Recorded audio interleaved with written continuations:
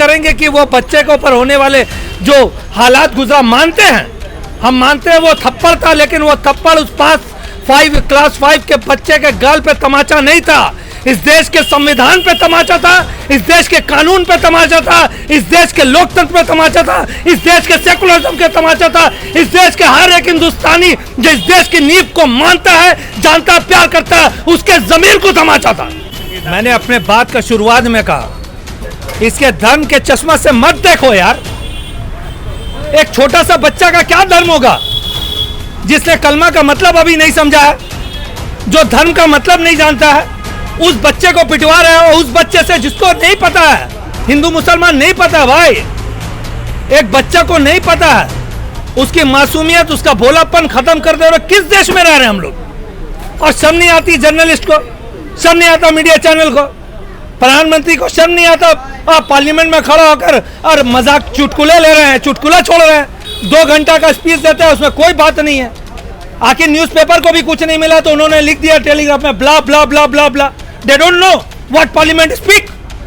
UP का administration आज ये हाल है कि पूरी जिंदगी में जो आशियाना आप बनाएंगे, एक झुंड आएगा, एक कुत्तों का झुंड आएगा, उसको जला कर चला जाएगा, उसको नस्त नाबूद करके चला जाएगा, उसको रौन के चला जाएगा।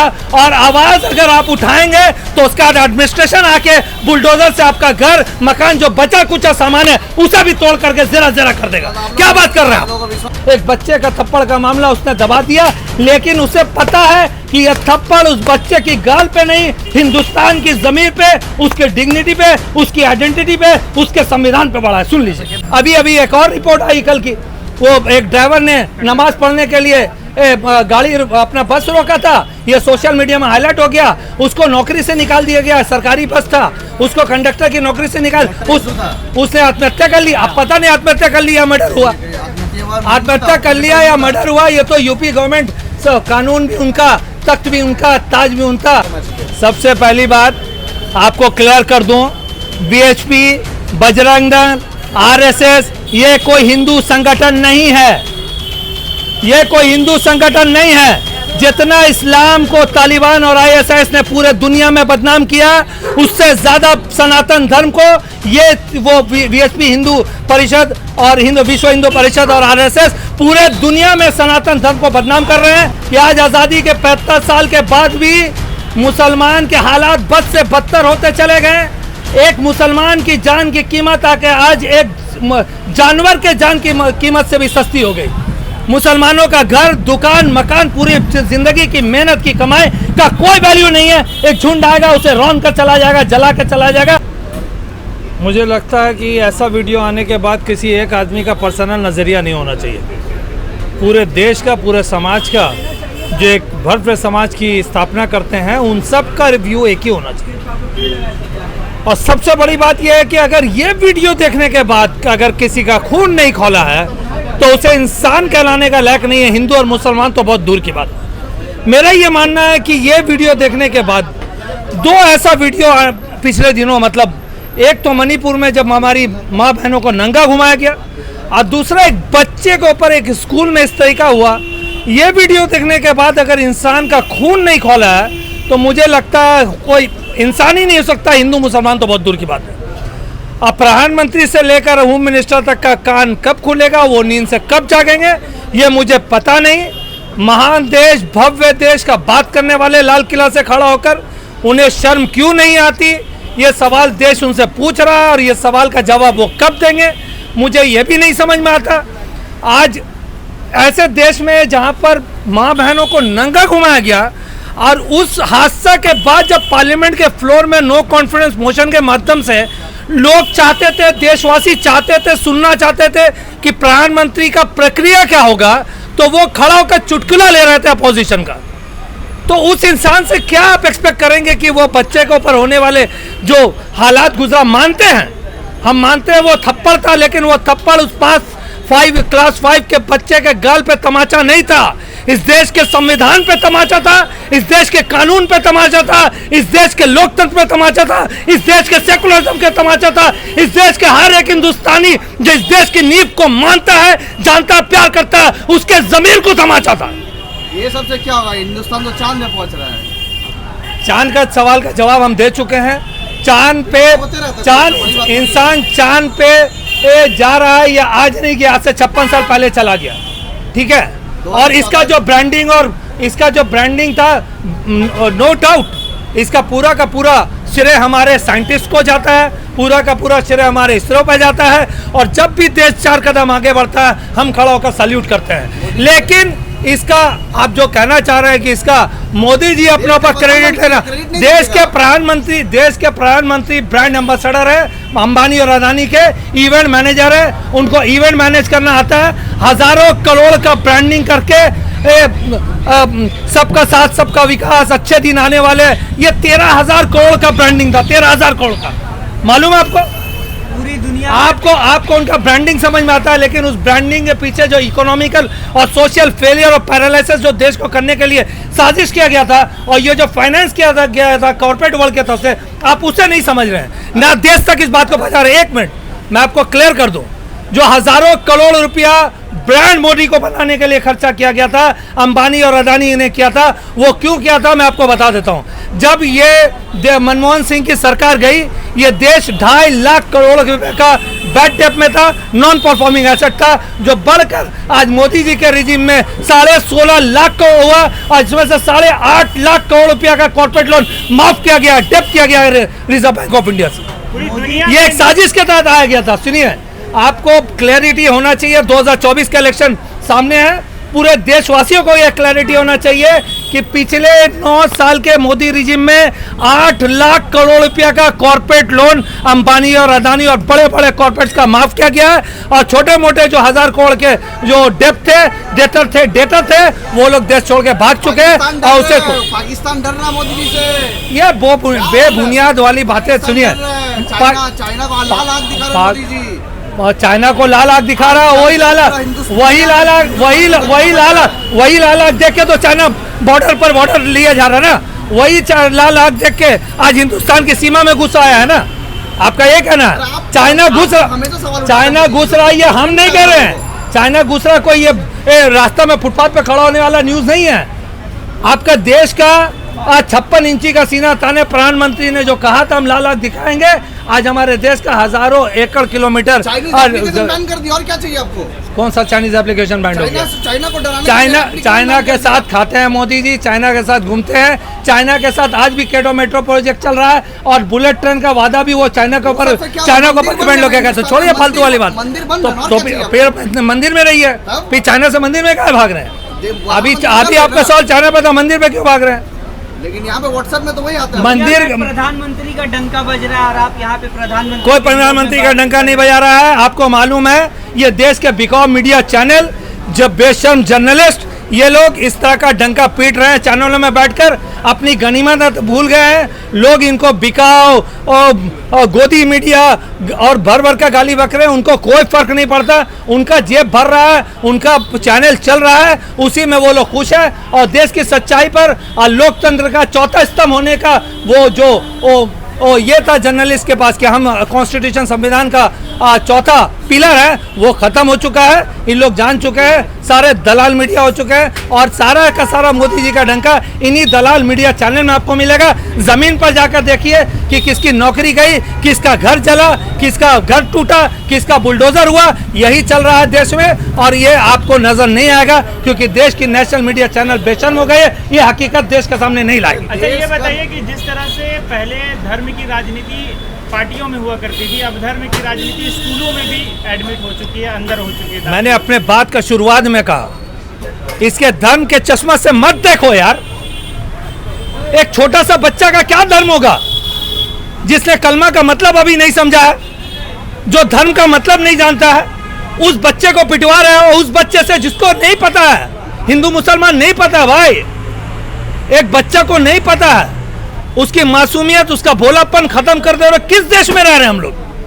और शर्म नहीं आती जर्नलिस्ट को, शर्म नहीं आता मीडिया चैनल को, प्रधानमंत्री को शर्म नहीं आता आप पार्लियामेंट में खड़ा होकर और मजाक चुटकुले ले रहे हैं, चुटकुला छोड़ रहे हैं, 2 घंटा का स्पीच देते हैं, उसमें कोई बात नहीं है।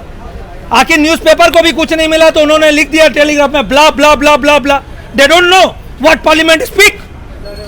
लेकिन देखिए सवाल यहाँ पे ये है कि अगर जब बच्चा का जो पेरेंट्स है, बच्चा का गार्जियन ने जो कहा कि हमने केस वेस नहीं करेंगे, FIR नहीं करेंगे, जो है हम आप क्या चाहते हैं कि थप्पड़ खाने के बाद उनका घर बुलडोजर तो तोड़ दिया जाए? यूपी का एडमिनिस्ट्रेशन आज ये हाल है कि पूरी जिंदगी में जो आशियाना आप बनाएंगे, एक झुंड आएगा, एक कुत्तों का झुंड आएगा, उसको जला कर चला जाएगा, उसको नस्त नाबूद करके चला जाएगा, उसको रौन के चला जाएगा, और आवाज अगर आप उठाएंगे तो उसका एडमिनिस्ट्रेशन आके बुलडोजर से आपका घर मकान जो बचा कुचा सामान है उसे भी तोड़ करके जरा जरा कर देगा। क्या बात कर रहे हैं आप लोगों का विश्वास नहीं संविधान पे, कानून यूपी के एडमिनिस्ट्रेशन की बात हो रही है भाई, संविधान की बात नहीं हो रही है। संविधान पे नहीं चल रहा कोर्ट में है। जाइए। अरे कोर्ट ने तो कहा, आपको शायद जिनको जानकारी नहीं है उनको जाके सुप्रीम कोर्ट का ऑर्डर दिखाइए। सुप्रीम कोर्ट ने बोला कि बुलडोजर का जो ये चल रहा है, इंसाफ चल रहा है, इसे रोकना होगा, और उसने फटकारा है, उसने यूपी गवर्नमेंट को फटकारा है। आपको मालूम नहीं? सुप्रीम कोर्ट और हमारे जो चीफ जस्टिस ऑफ इंडिया दोनों ने फटकारा लगाई है यूपी गवर्नमेंट को। लेकिन उसके बावजूद सुप्रीम कोर्ट हाँ, तो ये अंधी गोंगी बहरी सरकार है ना। ये जो यूपी की सरकार है, ये तो सरकार नहीं है, ये तो गुंडा बैठा हुआ ना, तली पार बैठे हुए होम मिनिस्ट्री में गुंडा बैठा हुआ है आपका यूपी के मिनिस्टर बन के। खुद के मंथ जिस मठ के वो योगी बने घूमते हैं ना, उसी मठ के अपने ही महाराज का हत्या का आरोप था उनके ऊपर। आपको मालूम होना चाहिए ये बात। इसलिए आज हम लोग उनसे इससे ज्यादा एक्सपेक्ट नहीं कर सकते। इसलिए उस बच्चे के बाप ने जो कहा, मुसलमानों ने अपना जो हक है अदा किया है। हम देखिए आसनसोल में जो उस बच्चे की मौत हुई थी, उसके मौलाना जो थे इमीडिएटली अपील किए कि हम अपने देश में शांति चाहते हैं, मेरा बच्चा कुर्बान हो गया, लेकिन हम देश में शांति चाहते हैं, अमन चाहते हैं, आप झगड़ा मत कीजिए, राइट मत कीजिए। उसी तरह यूपी के भी उस गार्जियन ने ये चीज दिखाया है कि आज भी मुसलमान इंसाफ पसंद है, इंसाफ मांगता है। उसने कहा कि मैं इस बात को बढ़ाना नहीं चाहता, एक बच्चे का थप्पड़ का मामला उसने दबा दिया, लेकिन उसे पता है कि यह थप्पड़ उस बच्चे की गाल पे नहीं, हिंदुस्तान की जमीन पे, उसके डिग्निटी पे, उसकी आइडेंटिटी पे, उसके संविधान पे बढ़ा है। सुन लीजिए। कितना दिन दबाते रहेंगे कुछ भी मसला, क्योंकि नू में ऐसा हो गया, आए दिन कहीं ना कहीं लिंचिंग। अभी आप ही का सवाल का जवाब हम दे दे रहे हैं कि आज भी देश के संविधान पे, देश के कानून पे हमको भरोसा है। हमको यकीन है कि आने वाले दिनों में 2024 से पहले ये सरकार इस तरीका से भागेगी जहां पर इनको ठहरने का और किसी से नजर मिलाने का इनकी औकात नहीं होगी। देख लीजिए इस देश का जो जनता है, इस देश का देखिए, एक फेक प्रोपेगेंडा पब्लिसिटी के तहत ये 9 साल से राज करते आ रहे हैं। आस्ते आस्ते इनकी पोल खुल रही है, लोगों के सामने आ रहा है। एक 10% का अनभक्त कह सकते हैं, अंधे लोग जो नफरत को जानते हैं, नफरत को पहचानते हैं, ऐसे लोग हर धर्म में हैं, हिंदू में भी है, मुसलमान में भी है। आज इस्लाम का नाम लेकर पाकिस्तान के आर्मी स्कूल में घुसकर बच्चों पर गोली चला देता है। वो इंसान है क्या? वो इंसान है क्या? आप उसको इंसान मानते हैं? उस हादसे पाकिस्तान में हादसा हुआ, हमारा मन कचोट गया। बच्चों पर गोली कैसे चला सकते हैं आप? उसको पता नहीं है कि किस बात की सजा मिल रही है। आज उसी तरीका से आज थप्पड़ मारा गया है, कल गोली चलेगा। अभी एक और रिपोर्ट आई कल की, वो एक ड्राइवर ने नमाज पढ़ने के लिए गाड़ी अपना बस रोका था, ये सोशल मीडिया में हाईलाइट हो गया। उसको नौकरी से निकाल दिया गया, सरकारी बस था, उसको कंडक्टर की नौकरी से निकाल, उसने आत्महत्या कर ली। अब पता नहीं आत्महत्या कर ली या मर्डर हुआ, आत्महत्या कर लिया या मर्डर हुआ। ये तो यूपी गवर्नमेंट, कानून भी उनका, तख्त भी उनका, ताज भी उनका, जुडिशरी भी उनका, कोर्ट भी उनका, वकील भी उनका, जो चाहे दिखा दे, जो चाहे लिख दे, कलम भी उनका, लेकिन मोदी पेपर भी उनका। कर रहे जो दोबारा चुनाव जीते, कुछ तो जरूर कर रहे हैं। माँ बहनों के बाद बच्चों तक ये बात आ गई है। इससे बड़ी और काम कहाँ क्या रहेंगे? जीत रहे हैं ना इससे जीत का आप लोग हमेशा सवाल उठाते हैं मोदी जी पे, क्यों? आप लोग को प्रॉब्लम? सवाल तो उठेगा भाई, सवाल तो जरूर उठेगा। जब तक, सुनिए, प्रधानमंत्री का विरोध करना देश का विरोध करना नहीं है। शर्म कीजिए, शर्म कीजिए। इस तरह का सवाल मत पूछिए जिससे इंसान को कुछ बोलने देखे। वो अभी भी हमारा प्रधानमंत्री है, इसलिए हम इससे ज्यादा अपना लिमिट क्रॉस करके नहीं बोल सकते। आप इस तरह का सवाल मत कीजिए कि आपको भी हमको उस तरह से बात करना पड़े। देश के संविधान के खिलाफ, देश के खिलाफ प्रधानमंत्री जा रहे हैं, उनको सोचना चाहिए, उसकी गरिमा का ख्याल रखना चाहिए। आज इस देश में जो हो रहा है उनको नजरें नीची करके पूरे देश से माफी मांगना चाहिए। सुनिए, 2024 से पहले अगर मोदी जी ने माफी नहीं मांगा तो एक भी सीट पार्लियामेंट में उनका नहीं मिलेगा। जाइए, मैं आपको बता देता हूँ। अच्छा, आप एक मणिपुर को लेकर तो उन्होंने एक भी शब्द नहीं कहा, तो माफी मांगने का बात ही नहीं उठता है। माफी आपको लगता है माफी मांगेंगे? नहीं लगता तो सरकार में नहीं रहेंगे। अच्छा, सरकार ये कोई हिंदू मुसलमान नहीं कर रहा, एक सच्चा हिंदुस्तानी नागरिक की आवाज है। मैं आपको बता देता हूं कि अगर उन्होंने मणिपुर और ऐसे हादसे बच्चे पर होने वाले हादसे इस पर माफी देश के सामने नहीं मांगी तो दिल्ली छोड़ के उन्हें सिर्फ हिंदुस्तान से, दिल्ली से नहीं बल्कि हिंदुस्तान से भी भागना होगा। आप देख लीजिएगा। अच्छा, आप एक बार ये पहले प्रधानमंत्री होंगे जिसका प्रधानमंत्री हटने के बाद उनके खिलाफ सैकड़ों एफआईआर रजिस्टर होंगे। आप देख लीजिए। मौलाना जो 7 थे हरियाणा में जिनको मारा गया बजरंग दल के गुंडों के द्वारा, तो जिसने मारा उसको पुलिस ऑलरेडी अरेस्ट कर चुका है और जिसने मारा उसको बचाने के लिए लाखों जो बजरंग दल के लोग हैं, चाहे वो उसको अच्छा हिंदू कहिए गलत हिंदू कहिए, धर्म से वो हिंदू है, तो वो लोग सड़क में उतरे उसको बचाने के लिए। बजरंग दल देखिए तो बचाने के लिए उतरे हैं, जो मारा उसको बचाने के लिए लाखों लोग सड़क में है। लेकिन जो मुसलमानों के ऊपर इतना लिंचिंग हो रहा है, आए दिन कहीं ना कहीं बड़े बड़े हादसा होते रहते हैं, उनके लिए आप क्या मैसेज देना चाहते हैं? मुसलमानों को क्या करना चाहिए? सबसे पहली बात आपको क्लियर कर दूं, बीएचपी, बजरंग दल, आरएसएस ये कोई हिंदू संगठन नहीं है, ये कोई हिंदू संगठन नहीं है। जितना इस्लाम को तालिबान और आईएसआईएस ने पूरे दुनिया में बदनाम किया, उससे ज्यादा सनातन धर्म को ये वो वीएचपी हिंदू परिषद और विश्व हिंदू परिषद और आरएसएस पूरे दुनिया में सनातन धर्म को बदनाम कर रहे हैं। आज से 10 साल पहले आपको याद होगा कि कहीं पर किसी एयरपोर्ट में कहीं पर एक दाढ़ी वाला जाता था तो उसको 9/11 के हमला के बाद आप देखो उसको शक की नजर से देखा जाता था। आज कोई सनातनी, आज कोई भगवा वाला पहन कर किसी एयरपोर्ट में जाता है, सारे दुनिया के एयरपोर्ट में उस पर नजर चालू कर दिया जाता है कि ये कौन है, कहाँ जा रहा है। आप एक बात समझ लीजिए, वीएचपी, हिंदू परिषद, विश्व हिंदू परिषद, बजरंग दल, आरएसएस जैसे जो संगठन है ये हिंदू संगठन नहीं है। ये फेक हिंदुत्व का झंडा पकड़कर पूरा का पूरा सनातन धर्म को बर्बाद करने का ये जो रणनीति और षड़नीति चल रहा है, हिंदुस्तान के सच्चे हिंदू इस बात को जान रहे हैं। अब पूरा हिंदुस्तान का सच्चा हिंदू एक प्लेटफॉर्म पे आ रहा है इनके खिलाफ। आने वाले दिनों में इसके बड़ी आंदोलन आप देखेंगे। दूसरी बात, मुसलमानों के लिए बहुत सिंपल मैसेज है, मुसलमानों के लिए बहुत सिंपल मैसेज है कि आज आज़ादी के 75 साल के बाद भी मुसलमान के हालात बद से बदतर होते चले गए। एक मुसलमान की जान की कीमत आके आज एक जानवर के जान की कीमत से भी सस्ती हो गई। मुसलमानों का घर, दुकान, मकान, पूरी जिंदगी की मेहनत की कमाई का कोई वैल्यू नहीं है। एक झुंड आएगा उसे रौन कर चला जाएगा, जला कर चला जाएगा। ये बात हम लोग गुजरात से लेकर मुजफ्फरनगर तक और मुजफ्फरनगर से लेकर लू और मेवात तक हम लोग देख चुके हैं, और उसके बाद भी मुसलमान जाग नहीं रहा है और अपने इस हालात का जायजा नहीं ले रहा है और अपने हालात का असल वजह को जानने की कोशिश नहीं कर रहा है। वही लीडर, वही रास्ता पे एक बग्गा जैसे जानवर चलते उसी तरह चलते चले जा रहे हैं। नया कुछ भी मुसलमानों के अंदर में तब्दीली नहीं आ रही है। अगर आपको अपने हालात को बदलने हैं तो पहले अपने आप को बदलिए, अपने ईमान को मजबूत कीजिए, अपने नबी की सीरत को जानिए, उनके कानून को जानिए, कैसे हमारे साहबा ने पूरी दुनिया में इस्लामी हुकूमत को कायम की, इसको पहचानिए, अपने वजूद को पहचानिए, तब जाकर आपके हालात बदलेंगे, वरना दुनिया की कोई ताकत आपका हालात नहीं बदल सकती। मुसलमानों का वोट लेती है लेकिन ये सब मुद्दों में खुलकर नहीं बोलती, उन लोगों को क्या कहना चाहते हैं? मुसलमानों का वोट नहीं लेती है, आई कॉन्ट्रडिक्ट, मैं आपसे फर्क करता हूं। मैं आपको बोलता था, आपने जीता था, निजामुद्दीन साहब को आपने जीता था, अब्दुल सत्तार साहब को आपने जीता था, खालिक मुल्ला को आपने जीता था, सुल्तान अहमद को आपने जिताया था, जावेद खान को आपने जिताया है।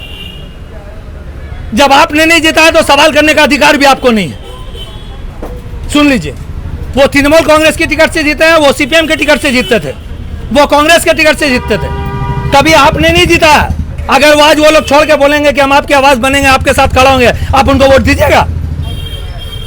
तो ये सब बेकार वाली बातें हैं। लीडरशिप चुनने से पहले आपको पॉलिटिकल कॉन्शियसनेस और अवेयरनेस की ज़रूरत है। समाज को हर स्कूल, हर कॉलेज, हर जगह से आप लोगों को अवेयरनेस क्रिएट करना होगा। देश के लिए लड़ने के लिए, देश को बचाने के लिए अपने बच्चों के अंदर में वो ट्रेनिंग डालना होगा कि किस तरीके से लीडरशिप क्वालिटी, किस तरह से अल्लाह के नबी से हम लोगों को मिली, किस तरह का लीडरशिप स्वामी विवेकानंद किए थे, किस तरह का लीडरशिप नेताजी सुभाष चंद्र बोस किए थे, किस तरह का लीडरशिप महात्मा गांधी किए थे। इस लीडरशिप को उनको सिखाने की जरूरत है स्कूल से, क्योंकि आज ये सत्ता में बैठे हुए लोग स्कूल से के सिलेबस से गांधी को हटा रहे हैं, नेताजी को हटा रहे हैं। ये एक साजिश के तहत हो रहा है कि आज अपना हम अपने गांधी को भूल जाए, हम अपने अंबेडकर को भूल जाए, हम अपने वजूद को भूल जाए। इसलिए भाई मेहनत बहुत जगह करने की ज़रूरत है।